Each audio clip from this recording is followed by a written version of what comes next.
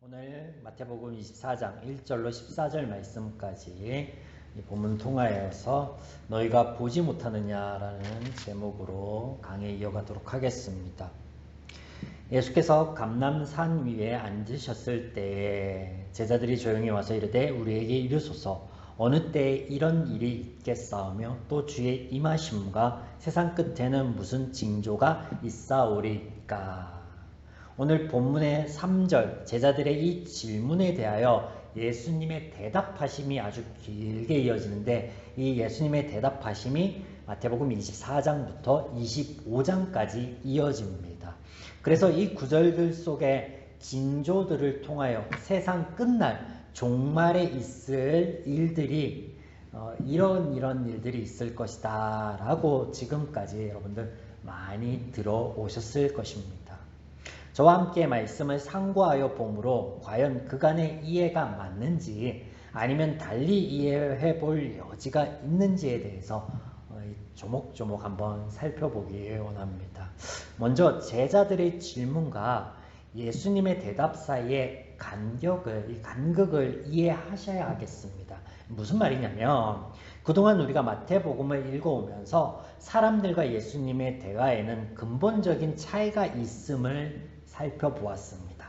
사람들, 즉 죄인들은 그들의 하나님의 마음과 원리가 아닌, 그들 속에는 하나님의 마음과 원리가 아닌 이 죄적 가치관과 기준에 의해서 예수님께 말을 걸어왔고 그들의 모든 말 속에 질문을 포함한 그 모든 말 속에는 제 원리가 가득하여 있어서 그래서 하나님의 마음과 원리와는 다르고 또 하나님에 대해서도 그리스도에 대해서도 말씀에 대해서도 근본적으로 이해하지 못하는 접근이었습니다.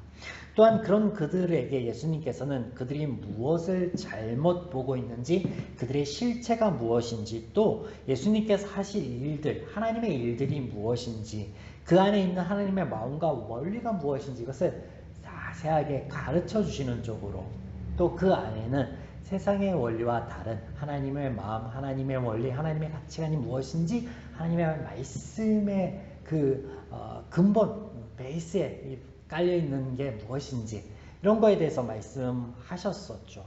한마디로 사람들은 제적 가치관으로 예수님께 나오고 예수님은 하나님의 마음과 원리에서 대화를 이어갔다라는 거예요. 그래서 이 대화의 차이, 이 본질적인 차이와 이 간격을 이해해야 합니다. 그렇다면 오늘 본문 또한 동일한 간격이 있을 것이다 라고 우리가 예견할 수 있기 때문이죠. 제자들이 묻고 있는 말의 의미와 예수님께서 하신 대답 사이에 간격이 분명히 있다라는 거예요. 무엇을 또 우리에게 이것을 통해서 말씀하시는지도 우리가 살펴보아야 하겠죠. 천천히 한번 살펴보겠습니다.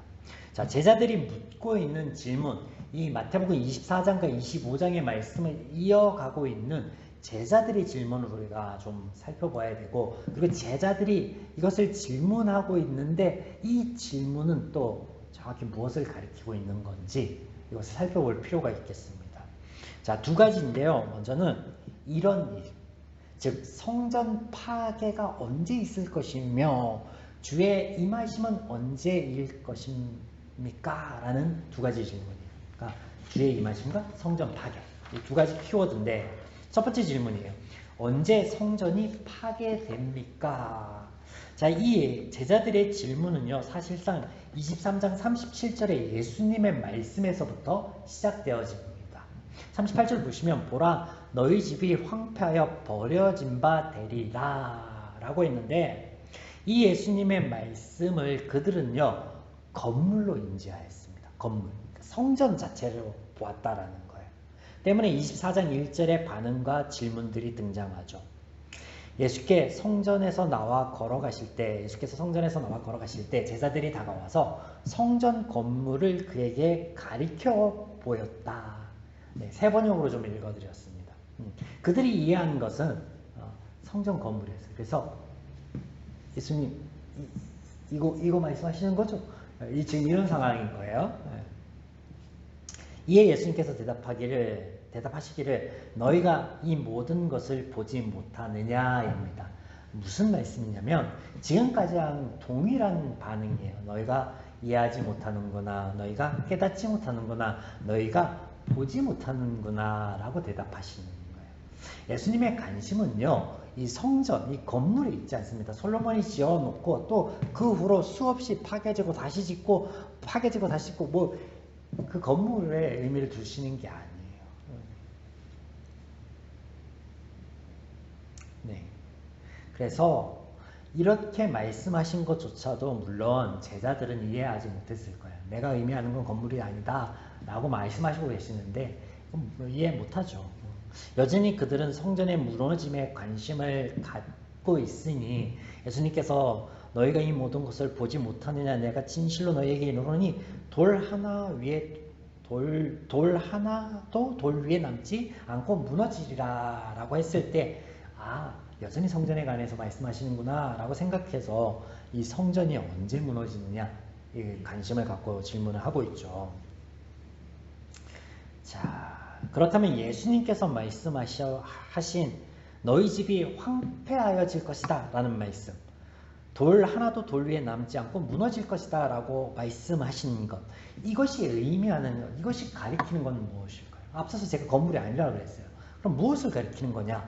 자, 23장의 말씀 우리가 3주에 걸쳐서 나눴었는데 한번 떠올려 보십시오. 예수님께서 죄인들의 올무의 실체에 대해서 말씀하여 주시는 게 23장이었어요. 그 실체적인 그 총체가 무엇이었습니까? 죄였습니다. 죄. 그리고 이 죄 문제를 해결하여 오신 예수님의 사역, 그러므로 그들이 올무에 놓여서 자유하게 될 것에 대해서 말씀하시는데 무엇을 무너뜨림으로?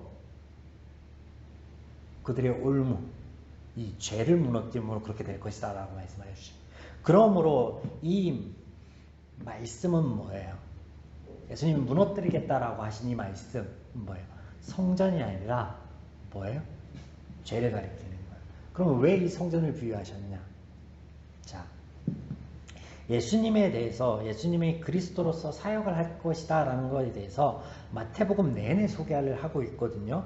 그러므로 예수님께서 말씀하신 게 성전의 황폐함이라는 것이 건물이 아닌 그들의 죄적 가치관이며 원리며 그 안에 만들어 놓은 어긋난 신앙의 모습 그 자체입니다. 그래서 십자가에서 예수님께서 죄 문제를 해결하여 주실 때 죄로부터 승리를 가져오실 이 예수님의 사역으로 인하여 죄가 파괴되어지고 황폐하여질 것인데 너희들이 그동안 잘못 알고 있던 그 율법의 적용과 그 율법의 원리들이 무너지고 하나님 안에서 바른 말씀을 보고 그 안에서 자유함이 있고 평안함을 누리게 될 날들이 올 거야 라는 말씀을 하시는 거예요. 그래서 예수님이 말씀하시는 것과 제자들이 이해한 그 이해의 한계를 우리가 아셔야 합니다. 이것을 아셔야 돼요. 그래서 이 첫 번째 질문, 성전 파괴를 이렇게 이해하셨다면 그 다음에 길게 이어질 세상의 끝, 주님의 오심이라는 이 주제를 이해해 볼 수 있을 것입니다. 자, 두 번째 제자들의 질문 또한 마찬가지인데요. 두 번째 질문이 무엇인지 본문에 다시 한번 보시면 3절에 주의 임하심과 세상 끝에는 무슨 징조가 있겠습니까? 이게 두 번째 질문이거든요. 여기 그들의 생각에 주의 임하심과 세상 끝은 뭐예요? 연결되어 있다는 거예요. 연결되어 있다. 주가 임하시면 세상의 끝이 온다. 세상의 끝날이다 라고 말하고 있는 거예요. 자, 그렇다면 제자들이 가리키는 주의 임하심이라는 것은 무엇을 의미하는 걸까? 그들은 무엇을 가리켜서 주의 임하심이라고 말하는 걸까요? 그리스도가 오신 것을 말씀하시는 걸까요? 아니면 그리스도가 다시 오시는 재림을 가리키는 걸까요? 그간에는 우리가 두 번째 재림으로 보았죠. 근데 우리가 지금까지 제자들을 살펴보았잖아요. 뭐예요? 제자들뿐만 아니라 그 밖에 많은 사람들이 예수님께서 이 예언서에 이미 예언되어 있는 그 말씀을 이루시고 그 사역을 하시는 것 수도 없이 보여드리고 또 십자가 지실 것에 대해서 3번씩이나 말씀하여 주셨음에도 불구하고 깨닫는 사람이 있었더라 없었다? 없었음을 우리가 보았습니다. 그 누구도 예수님을 그리스도로서 알고 인정하는 사람이 없었습니다. 아무도 없었어요. 전무하였어요. 파니아스라는 곳에서 베드로가 주는 살아계신 하나님이요 뭐 이렇게 고백을 하잖아요. 그의 고백이 아니죠. 뭐라 그래? 성령님이 그를 통해서 말씀하여 주셨다라고 해요. 그러니까 그 또한 예수님께서 말씀하신 거죠. 그들이 그렇게 보기를 원하셔서. 근데 그들은 세상이 보는, 다른 사람들이 보는 거랑 똑같이 보고 있어요. 뭐라고? 선생이요? 선지자? 뭐 이렇게 보고 있었던 거죠. 네. 여전히 보지 못하는 눈먼 자들의 죄인의 모습일 뿐인 거죠. 이와 같으니 예수님의 대답하심이 재림에 관한 이야기가 아니다 라는 결론을 우리가 충분히 유추해 볼 수 있겠죠. 지금까지 이 마태복음의 흐름 꼼꼼하게 살펴본 대로라면 이것만 그냥 떼다 놓고 보면 마지막 날 같죠.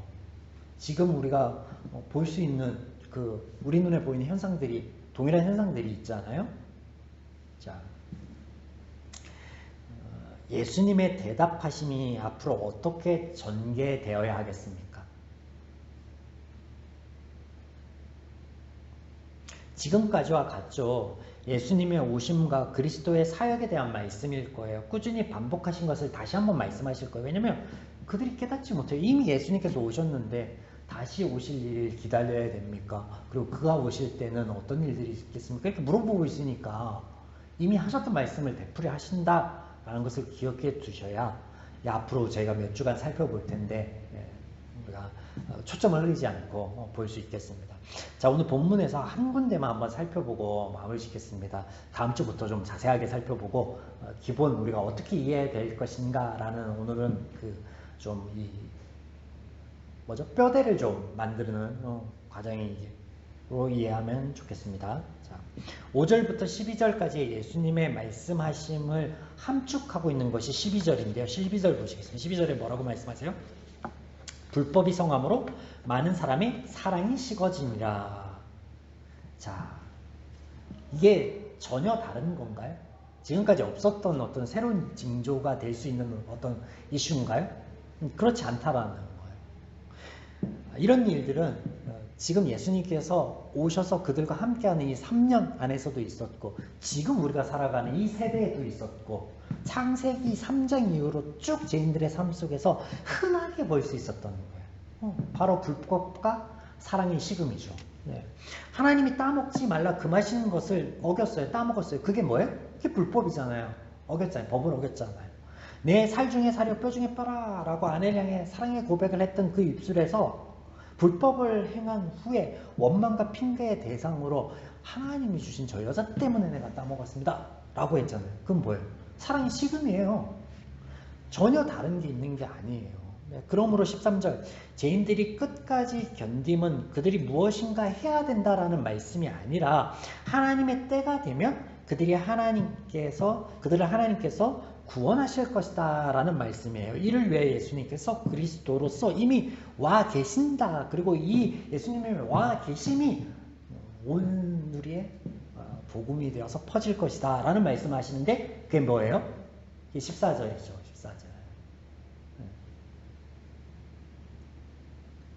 그래서 앞으로 살펴보겠지만 징조라고 말씀하여 주시는 것들이 없던 일들이 갑자기 생기거나 그런 것들은 없습니다. 죄인들의 삶 속에서 언제나 있어 왔던 것들이 말씀하세요.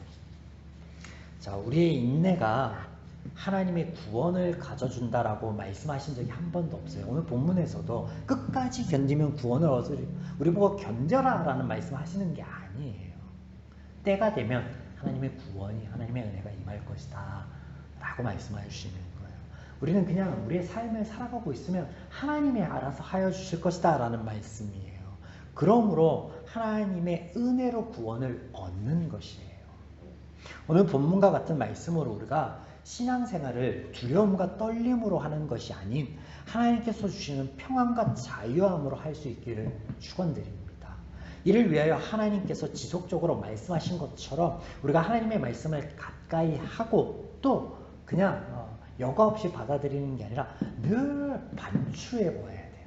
그 말씀이 과연 맞는가? 내가 맞게 이해하고 있는가? 그리하여 하나님의 은혜를 충만하게 누릴 수 있는 저와 여러분이